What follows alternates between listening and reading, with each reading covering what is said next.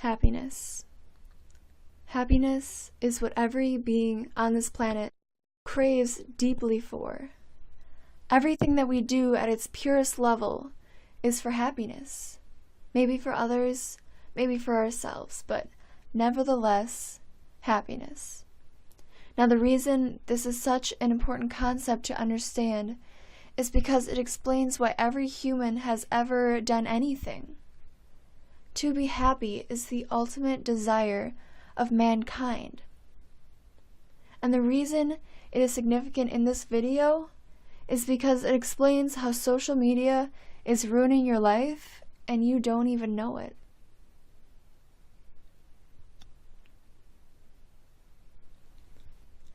Think back to the time when you didn't care about the clothes you wore, or how many of them you had.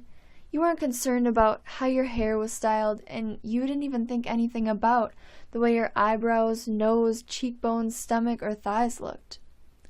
Since then, something has changed. Not all at once, but gradually you started to become aware of those things. With the rise of social media in the past decade, many young girls have discovered the world of beauty, fashion, and makeup through the internet. And over time, it can begin to control their lives. So let's talk about YouTube, in particular, beauty videos. Once you begin to become aware of your physical appearance and see older siblings, friends, and people on TV and the internet wearing makeup, doing cute hairstyles, wearing fashionable clothing, you may start to feel insecure. You may think you aren't pretty enough, or you aren't skinny enough. You want to feel those feelings, so you go to beauty gurus to try to learn how to be prettier, how to be skinnier, how to look better, and have nicer clothing. You begin to get consumed in this world of buying tons of products and spending hours and hours focused on your appearance. You regularly view these girls who you think are so pretty and seem so happy. And you start to believe that the reason they seem happy is because of the way they look. And you notice that when you dress up in your favorite outfit, put on nail polish, curl your hair, and do your makeup, you feel happier. You feel more confident than you did without all those things. You begin to fall into the illusion that the problem is what you look like, and the solution is to change what you look like. And it certainly doesn't help that a large portion of your free time is spent in this mental environment focused around appearances. Because when you're not busy being concerned about whether you look fat in the clothes you're wearing, or if your hair got messed up throughout the day, you're consuming photos and videos of other people talking about their favorite nail polish, their new hair extensions, the hundreds of dollars of clothing they just bought, or this new diet they tried even though they were already at a healthy weight. We spend hours a week, or even a day, taking in information that we believe is making us happier and more confident. But is it really? No. Before I explain why not, let's investigate a situation that is very prevalent in society today. Materialism. Clothes, makeup, the latest technology, perfume, hair products, jewelry, shoes. You can never have too many pairs of shoes, right? Well, wrong. We live in a world where materialism runs rampant through the streets, catching the eyes of all those who are searching for happiness and don't know where to find it. You may watch clothing haul videos where girls spend so much money on clothes that they don't even need, which then makes you feel like you're lacking something.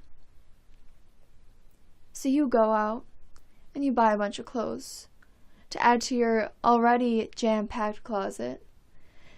And boy, does that make you happy. But fast forward a month later, and you've already worn the clothes a few times, and they just don't satisfy you the same way they did before. So to combat that empty feeling, you go and buy more. You buy more because you thought the problem was that you didn't have enough. But that actually made the problem worse. Because no amount of clothing, shoes, makeup, or any material object is going to fill the emptiness that you feel inside of yourself. If you think it takes a certain amount of name brand clothes or a makeup routine that makes your face look flawless to be happy, your search for happiness will never end. We believe that changing our external appearance will heal our internal conflict with ourselves. But that only hides our problems. It doesn't fix them. You're locking your insecurities inside yourself, pretending they don't exist. But they do. And they're begging to be released. So take a step back and be honest with yourself. Are makeup, beauty, and fashion really ways of expressing yourself or things you're passionate about? Or are they things you use to hide from yourself that you don't feel whole and complete? So return to your inner child. Return to that place where you weren't so caught up in how you looked and how others perceived you. For that is your true nature.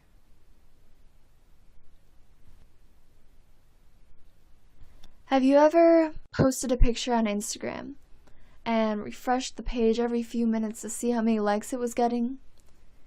If so, you are far from alone. For being concerned with one's social media status has become the norm. We only post our best pictures, showing the edited highlight reel of our lives. The ones we post are the ones where we feel we look attractive. Our skin looks tan enough. Our thighs look far enough apart. Our makeup is on point. The reason we want to share these images of ourselves with others is because we want validation. We seek social approval and relevance through likes, retweets, and shares. We feel like we need to prove our lives to other people, show them that we are skinny, we are beautiful, we do have a ton of friends, we do have a life. But is it really much of a life if so many of the things you do are just so you can post about them on social media?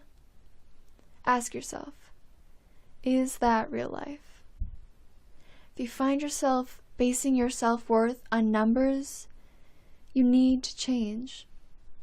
Not because you're a bad person, but because it is taking away your happiness. And you deserve to be happy. If you can't see that, then you need to step back. Stop posting for a while. Stop looking to see how many followers you've gained. Turn off your notifications. Allow yourself to love yourself and live for yourself, not for the approval of others. And focus on the real world.